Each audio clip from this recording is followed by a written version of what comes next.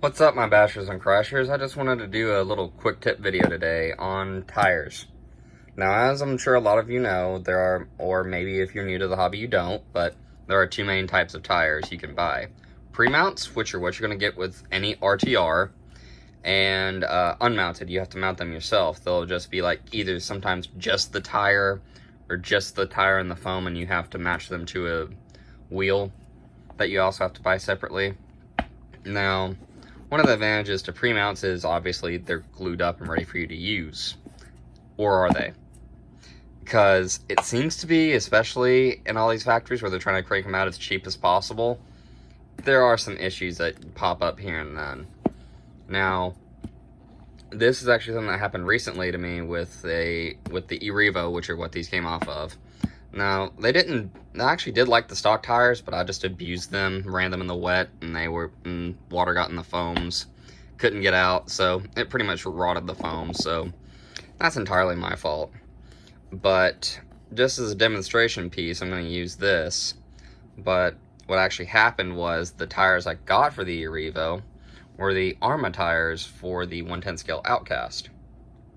And after a few packs, they work good, they grip good, but they just one of them had the inner bead start peeling out almost halfway around. So I had to cut my running short early and glue them up to re-glue them to fix that.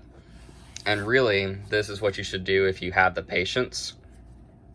When you get a brand new set of pre-mounts, just take the tire, brand new, just pull it out of the package and start pulling it like this.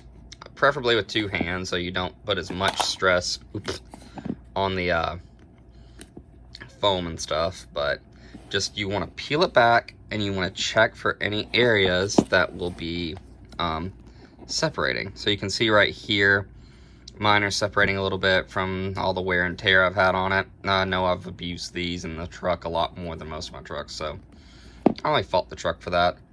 But you'll want to do that with a brand new set of pre-mounts, and if you crack the glue that was already on there, the car was going to do it anyway when you drive, so don't feel bad about that.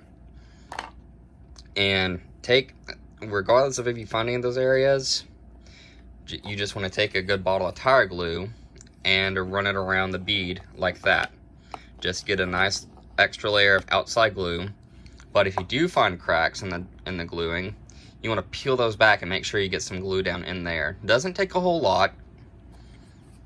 And especially the reason I say to use thin is you don't have to peel a whole lot of it back. You just have to get a little bit, just enough to where it'll drip down in there. And if you don't, because it's so thin, it'll still likely find some small areas, because it's just about the consistency of water. Maybe even thinner, if that's possible. I'm sure it is.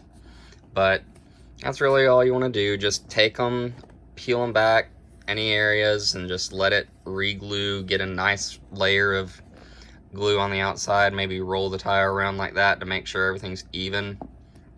Let them all sit for about 6 hours, at least, no less than that. 12 hours if you can stand yourself doing that. Then flip them over and do the exact same thing on the other side.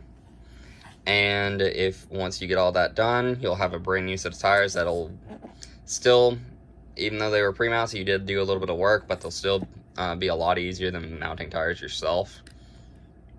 And they should last you a whole lot longer than they did if the tire gluing at the factory wasn't as good as it could or should be.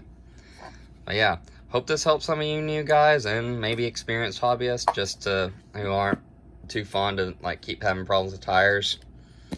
And that'll probably help you. Just get you a good ball of tire glue, run it around, and get those tires extra good sealed up so you don't have to worry about them in the future.